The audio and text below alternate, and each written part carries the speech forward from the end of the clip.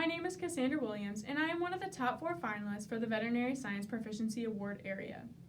In 6th grade, I was introduced to llamas. During this experience, I was able to work with and discover how livestock and larger animals are managed and cared for.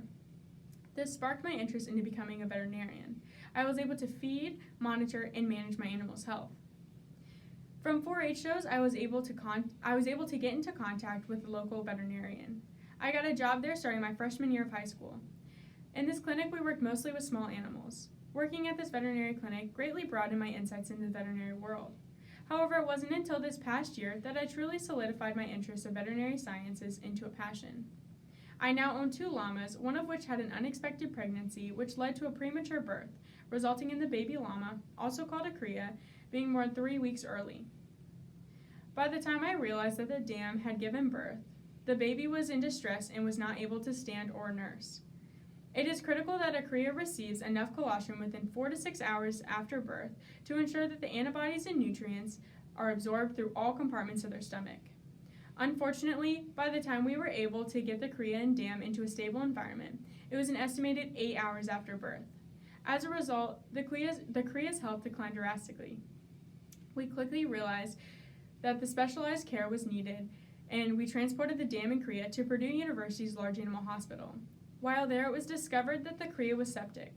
Sepsis is an immune response to an infection within the body. Luckily, we noticed the symptoms and got the cria proper care to begin its road to recovery. Seeing interactions within a large animal hospital, I began to realize the possibilities of becoming a large animal veterinarian and owning a mixed practice. It was during this experience that I realized that veterinary sciences to me is more than a career, but my passion. Question number 1. Of your 3 accomplishments listed in your application, which are you most proud of and why? The accomplishment I am most proud of is accomplishment finding number 1. In this accomplishment, I discuss a 10-month-old golden retriever that was in need of a scrotal ablation. Throughout the surgery, the doctor gave me the opportunity to monitor the breathing of the dog, as well as monitor the intake of propofol, an anesthetic that is used in a gas form. Propofol is administered with oxygen throughout the surgery to ensure that the dog stays asleep during the whole procedure. This is the accomplishment I am most proud of because throughout my time working there, I have earned an increasing amount of responsibilities. The doctor knows that this is a job with great responsibility, and I was honored that he put his trust in the animals' lives into my hands. Question number 2. How would you change this veterinary clinic if you owned it? Unfortunately, due to conflict of morals and personal values, I decided to resign from my position of veterinary assistant from my listed employer. I am able to handle ethical euthanasias when euthanasia is the last option. However, during my last week of working at this vet clinic, I learned that there can be very different views on what is ethical or not and when it is time to put an animal down. There was a last-second decision made on multiple animals' lives.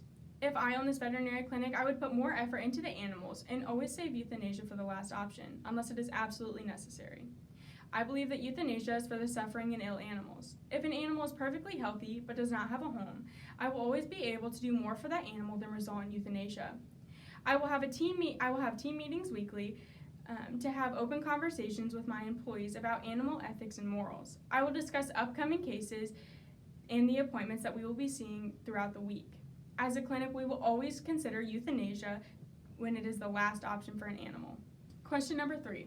Of the efficiencies listed in your application, which one was the hardest to achieve and why? I believe the hardest efficiency to achieve was customer consultation. I started out in this efficiency at a 10%. I was not comfortable talking to people as I was not really able to read their emotions. I learned multiple ways to converse by watching the veterinarian talk to owners. I can now say that I have raised my efficiency level to a 90%. I am confident in myself to handle situations where owners do not always receive the answers that they want to hear.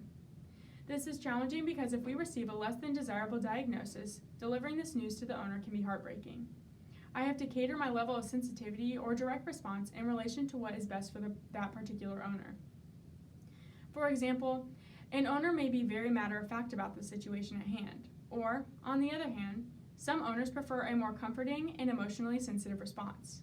I learned quickly that how I react to owners in distressing times can have great impact on how they handle the situation moving forward.